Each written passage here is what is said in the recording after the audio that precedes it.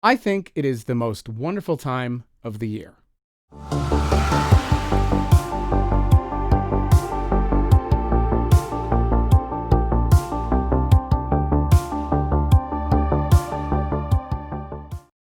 Hello, my friends. My name is Tim Little. I am a nighttime landscape artist living on Cape Cod on the east coast of Massachusetts. And this is Cape Cod After Dark, a web series devoted to helping you find fantastic places on the Cape to visit, as illustrated through some of the photography that I've captured there. Thank you to everybody who has started to follow me on my new Instagram account, Cape Cod After Dark. It's really easy to find. You can also visit my website, of course, at www.capenightsgallery.com.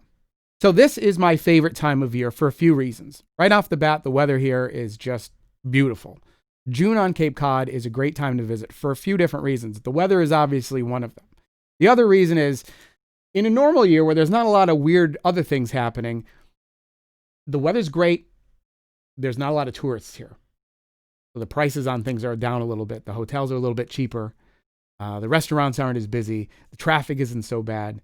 So June is a great time to come down because once you get to 4th of July weekend, it gets kind of crazy down here, right through Labor Day weekend. But right around the same time that all this is going on, we've got one of the greatest nighttime events every year that you can enjoy here in North America, and specifically here on Cape Cod.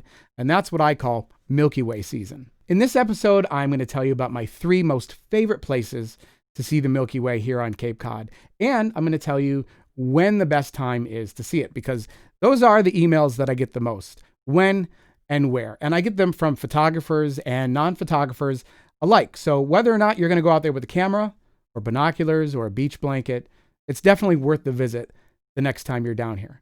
So let's talk a little bit about Milky Way season first. What does that mean exactly? Milky Way season starts in the winter, in the later part of the winter. And that is the beginning of when the Milky Way, that galactic core, starts to appear in the night sky. And it starts to appear very, very late in the evening hours, almost right before dawn.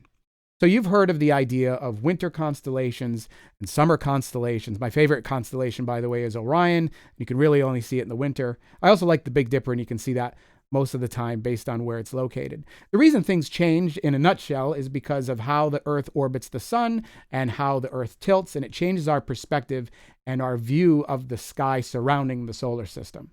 So that's why we're getting different perspectives at different times of year.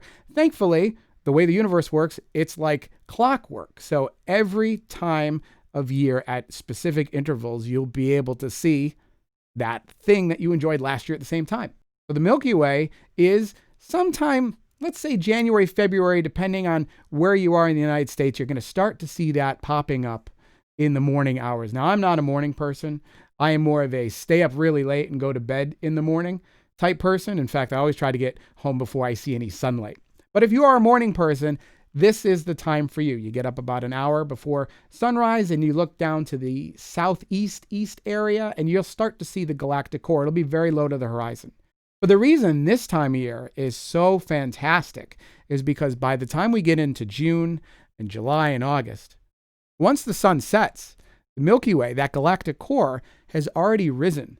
So it is ready to go as soon as it gets dark enough to see it. And that's why I love it.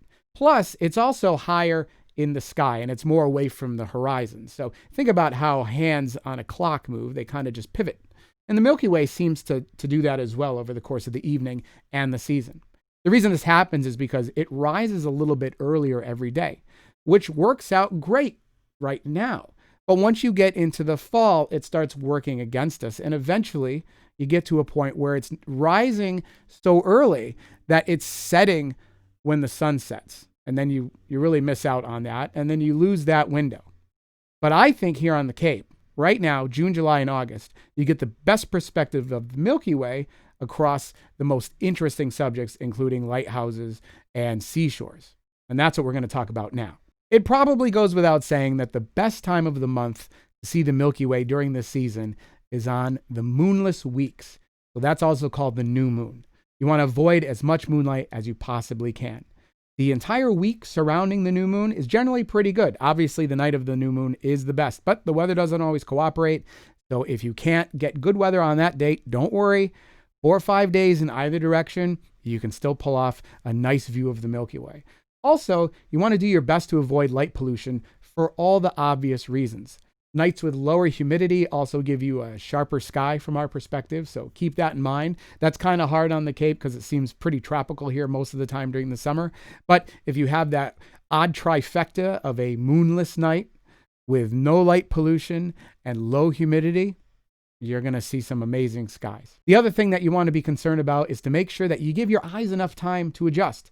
If you're going out from a vehicle where you just had the light on in the vehicle, or you just stared at your phone, you're going to have to put all that away, shut all that off, and give yourself a good 10 minutes.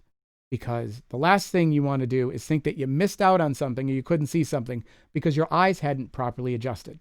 So, what are those 3 places? Let's check them out. If you're planning to visit the Upper Cape area near Falmouth and Woods Hole, the stretch of shoreline along Surf Drive is a must-see destination. Expansive views of Vineyard Sound and Martha's Vineyard make a fantastic foreground for any Milky Way viewings. There are several small parking areas available, and I recommend that you grab your flashlight and take a walk along the Shining Sea Bikeway to get the best views. This will lead you to several beachside vantage points, benches, and fascinating foreground subjects like an old pier, rocky shores, and passing ferries. Yes, there is some light pollution to contend with, but as you can see, you can still get great imagery down there, and this glow is far less obvious to the naked eye. The alignments you're seeing in these images occur earlier in the summer season.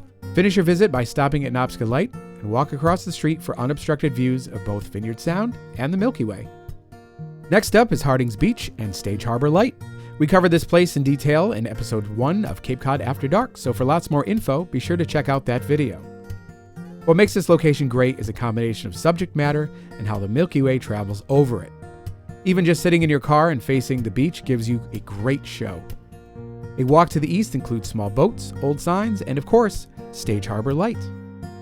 Thanks to its southern-facing shoreline, this area not only gives you big skies over open water, but has very little light pollution to contend with. Only a faint glow from the lights of Nantucket are barely visible. And if your eyes are really good, you may be able to see the occasional beam from one of the island's lighthouses. Easy parking and lots of places from which to look makes Hardings Beach a great place to do a little night sky watching. The Cape Cod National Seashore is by far the best place to see the Milky Way locally, specifically from 3 vantage points. The first is Coast Guard Beach in Eastham. Not only will you be treated to very dark skies to the east, but you'll also have a rare opportunity to see the beams from several lighthouses, including Chatham, Nauset Light, Nantucket, and Provincetown. Speaking of Nauset, make the 2-minute drive from Coast Guard Beach and you'll discover another great Milky Way vantage point. Despite Nauset's bright beam, the galactic core is easily visible to the naked eye, and with a little effort, you can photograph it. Across the street are cliffs and an old storage shack, as well as plenty of parking. A 30-minute drive northward along Route 6 brings you to Cape Cod Light in Truro. This is my absolute favorite place to view the Milky Way and night sky in Cape Cod, thanks to the horizon-to-horizon unobstructed views. A little light from the south and the west does not spoil your opportunity to catch shooting stars, a panoramic view of the Milky Way arch, and, with your camera, the elusive green atmospheric air glow, which is only visible in very dark locations. In the winter months, you may even get a rare opportunity to spot the northern lights. If I had to choose one place to stop along the National Seashore, this is the spot. So there you go. Those are my recommendations on places to check out. Have you been down here during Milky Way season on a moonless night and had your own opportunity to see some great skies? I'd love to hear about them. If you've got a place that I didn't mention that you think is an absolute must-see for people who watched this video, or you think I should go check it out, please let me know in the comments or send me a message at art@capeknightsgallery.com.